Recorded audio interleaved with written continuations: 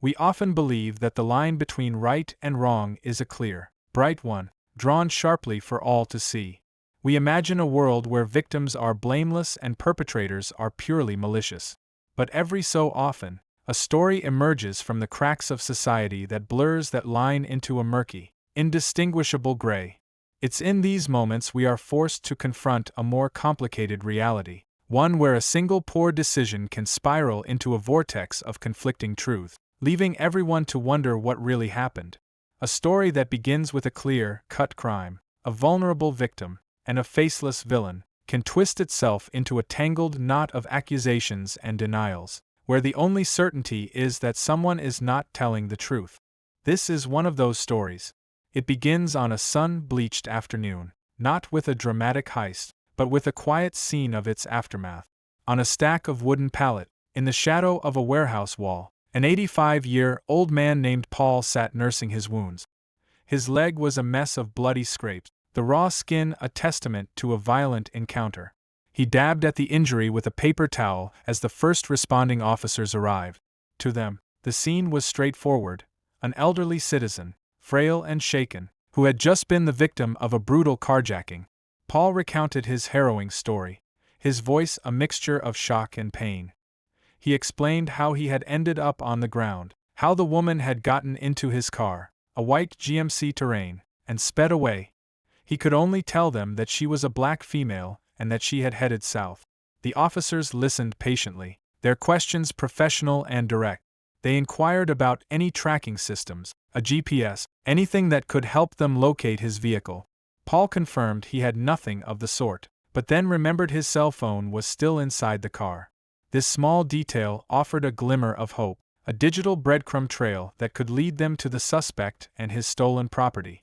As one officer took down his information, another tended to his injuries, bringing him water and making sure he was stable. Paul, meanwhile, continued to replay the terrifying moment. He described trying to get back into the driver's side of his own car, only to be forcefully dragged across the rough asphalt of the parking lot, an act that explained the deep abrasions on his body. The police machine moved with practiced efficiency. The car's description and the possibility of tracking the phone inside it were broadcast. The officers wanted to press charges, and Paul was adamant. He was the victim of a violent theft and he wanted justice. As they gathered the preliminary details, the call came in. Another unit had located the vehicle in the parking lot of a Walgreens. The chase was over, but the mystery was just beginning. The scene at the pharmacy was tense. Officers, guns drawn, ordered a woman out of Paul's white SUV. She complied, and was quickly taken into custody. She was the woman Paul had described. Case closed, it seemed. But as she was being searched and questioned, a new narrative began to emerge, one that stood in stark contrast to the elderly man's tale of victimization. She was not repentant or scared. She was angry, confused, and defiant. She repeatedly asked the officers what she had done wrong, denying that she had stolen any car. Her version of the story was entirely different. She claimed she had just had a consensual sexual encounter with Paul. The car, the money, it was all part of their arrangement. This new account sent ripples of uncertainty through the investigation. The officers, who just minutes before had a clear-cut case of robbery and assault, were now faced with a classic, she said, dilemma. The woman, whose name was Madison, was emotional and agitated. In the back of the police car, she laid out her side. She stated that she and Paul had sex, and he had given her money to go buy drugs for them. The car was part of the deal. She was not a carjacker. She was a participant in a transaction that had gone sideways. She couldn't understand why she was being arrested. She insisted the money he gave her was still in the car's center console, along with her towel and her bag. Her story, while painting her in a far from flattering light, was delivered with a strange conviction. She was not denying her profession or her drug use, but she was vehemently denying the violent crime Paul had accused her of. She was a prostitute, not a robber. The line between victim and perpetrator was beginning to dissolve. The police were no longer just investigating a crime, they were navigating the murky, transactional world of the street, where truth is a commodity as fluid as the cash that exchanges hands. They had two conflicting stories, and the physical evidence Paul's injuries could, in a cynical light, fit either narrative. Was he an old man assaulted and robbed, or a client injured while trying to stop a prostitute from leaving after a dispute? As the sergeants on scene tried to sort through the legal and procedural morass, the situation with Madison in the back of the squad car took a dangerous turn. Her agitated state began to morph into something else. She became lethargic, her responses sluggish. The officers trying to question her noticed she was fading, her eyes fluttering closed. They tried to keep her awake, calling her name, asking her what she had taken earlier.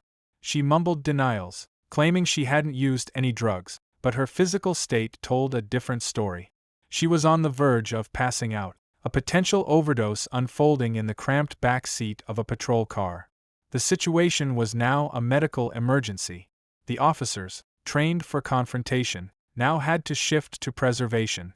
Paramedics were already on scene tending to Paul, but now their attention was split. They rushed to Madison, trying to rouse her, preparing a dose of Narcan just in case. She was pulled from the car and laid on the ground as they worked to keep her conscious. The crime scene was now a triage zone, with the alleged victim and the alleged perpetrator both requiring medical attention. The complexity of the case had escalated dramatically. Any hope of a straightforward interrogation was gone, replaced by the urgent need to keep the suspect alive. Her failing consciousness was another piece of the puzzle. Was it a genuine overdose from the drugs she claimed Paul had paid for, or a desperate ploy to escape the consequences of her actions? The investigation had to proceed, despite the chaos. While paramedics stabilized Madison, the lead detective conducted a more formal, recorded interview with Paul.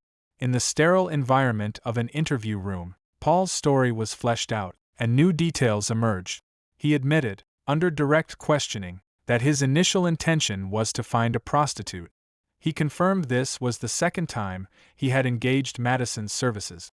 He described a sordid scene in the back of his truck behind a Publix, a sexual encounter that ended in a dispute. He recounted her jumping from the passenger seat to the driver's seat and speeding away. He was firm in his assertion that he was dragged 30 to 35 feet while clinging to the door handle, an act of brutal indifference that caused his injuries. He positively identified her as the assailant. His testimony was compelling, the narrative of an elderly man exploited and brutalized.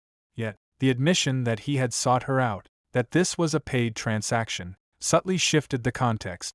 It didn't excuse the alleged violence, but it did lend a sliver of credibility to Madison's claim that this was a deal gone wrong, not a random act of violence.